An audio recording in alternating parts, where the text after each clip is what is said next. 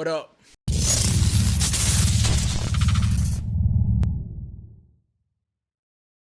Alright guys, welcome back to another video on the channel, man. So, UFC 282 happened. That shit was honestly ridiculous. Like, okay, just getting into it real quick.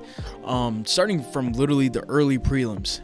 Every single fight was a stoppage. Like, even going into the prelims, this Chris Curtis versus Joaquin Buckley fight was ridiculous. Going up to Rosenstrike, obviously Raul Rosas Jr., who at 18 years old is fucking grown-ass man up. So, dude's a beast. Even going to the main card, this Ilya Topuria submission, ridiculous. We're gonna get to that in a minute, but Darren Till versus Dricus du Plessis, also a stoppage. Santiago Ponzinibbio versus Alex Moreno, again, another KO. But then the two that weren't finishes, judges completely fucked it over. The Jan versus Ankalaev fight, honestly, at the moment, I was like, Ankalaev definitely won. But after looking at Twitter and also just kind of watching highlights, just rewatching, I honestly think that draw was somewhat the right decision. Going into it, 100% thought that one or the other is definitely going to be more dominant. And so because of that, I thought the result would 100% be a knockout for either Jan or Ankalaev. Jan would have 100% won the fight, especially when Ankalaev went southpaw and then Jan kicked his lead leg again and dude was literally limping. When Ankalaev was literally limping and on one foot, in my head, I was like, yo, if Jan rushes him right now, there isn't shit he could do. Like, okay, I get it. Ankalaev, absolute monster. You don't want to just run in. I'm obviously exaggerating about that, but he should have at least tested it out with like a jab or a kick or something. At least for me watching, it just seemed like Ankalaev was defenseless. I really do believe if Jan pushed him, Jan would 100% be the champ right now, and we wouldn't even have Glover versus Jamal Hill for the belt. But I mean, so yeah, the championship fight, reffing was kind of iffy, but the fight was close enough where I'm not too mad about the draw decision. But this Paddy Pimblett fight, though, this shit is absolutely ridiculous. I made a quick short about this as well, basically comparing it to the Sugar Sean decision versus Peter Yan. And that fight, honestly, to me was so close that even though Peter Yan ended up losing and Sugar Sean won, and it was kind of iffy right there. Like, me personally, 100% had Peter Yan winning. But the fight was so close and it was such a good fight that I wasn't like too mad at the decision. I was like, I could see how Sean possibly wins off of like damage given, damage taken, things like that. This fight, however, Jared Gordon should 100% won. If you go back and look at Bilal Muhammad versus Vicente Luque, where Bilal literally just weighed on Luque on the fence, was just hitting him, would sometimes go for a takedown, sometimes actually get him down, hit him a little bit, but there wasn't anything major going on. Bilal ended up winning that fight just because of he's the one attacking, he's the one actually doing something, and that should have been the same decision here.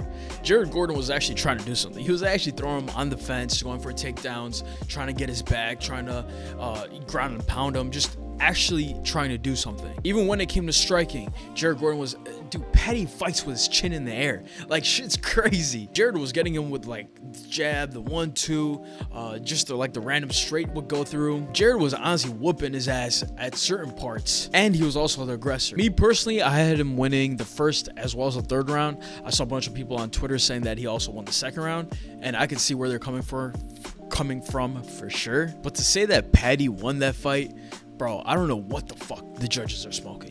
Like, especially Doug Crosby, the dude, even at the Bellator event, I believe it was like the night before, or like the week before, during the championship fight, it was pretty obvious who won. Like, the champ defended his belt. All of the judges gave it to him, except for this dude, Doug Crosby. And again, with this Paddy fight, granted, all three of the judges were fucking stupid. That guy in particular, he's been at both events, and every time he's judged, he's done some wild shit where it's like, bro, what fight did you watch? What was absolutely ridiculous to me was how Paddy, when talking to Joe Rogan after the fight, was like, oh yeah, there's no doubt that I won that fight. For me, I was like, yo, at least Sean was like, yo, I have to go watch the fight again. I think it was like a really close fight. Dude, Paddy came out and was like, oh yeah, bro, it wasn't even close. I had no doubts about me winning. Like, bro, I get that Paddy's trying to be kind of like McGregor and just kind of be like the super confident, super cocky guy. But McGregor was actually knocking dudes out. Paddy hasn't done shit. Like, bro, right now in the lightweight division, Paddy Pimblett is not even going to be ranked top 10. Like, here, real quick, just looking at the lightweights, top 15. there's no way Paddy Pimblett is facing anyone in the top 15. Like, bro, I'm not even exaggerating when I say everyone in the top 15 is knocking this dude out cold. Like, bro, Paddy walks in there and has his chin raised the whole time. Imagine doing that against Justin Gaethje. Justin Gaethje will literally rip his head apart. Like, bro, even if they match him up against Ilia Topuria or anyone of that caliber for his next fight, even Bryce Mitchell ended up losing to Ilia Topuria this weekend, but he could easily beat Paddy Pimblett. I basically say all that to essentially be like, I don't know why the UFC is even pushing them this hard, despite like the rigging, all that shit. Just the UFC in general, they're pushing Molly just as hard, but then Erin Blanchfield in her last fight ended up submitting her, and I guess that hype train died down. Same thing with Paddy. Whenever Paddy actually loses, we were talking about this on the podcast, that's gonna be linked below, but shout out Starks, he's the one who brought up that the second Paddy loses, his first excuse is gonna be his diet. He's gonna be like, yo, I'm gonna stop gaining so much weight before fights, I'm gonna be in shape the whole year. That's gonna be his first excuse. And then even after that, I don't see him doing that good. Like, I feel like he's just gonna end up being just like kind of a fun fighter, I guess, who kind of has like a cult following. I think that's all Paddy's ever gonna be. I don't see him being like a champ or anything, but anyway, that's enough shitting on Paddy Pimblett. I feel like he's gotten enough of that this week. But bro, Ilia Topuria, I have to bring up, dude's a beast. Like, he literally ran through Bryce Mitchell. Striking, he hits so hard and his combinations are so perfect. It literally made Bryce look like a nobody. And then for him to actually submit the grappler, like, that was crazy. Shout out Ilya. He called out Brian Ortega, which that would be an amazing fight. I don't know if the UFC gives it to him right away, but Ilya versus Brian Ortega would be an amazing fight. Darren Till lost. I'm very upset about that. I definitely wanted Darren Till to win.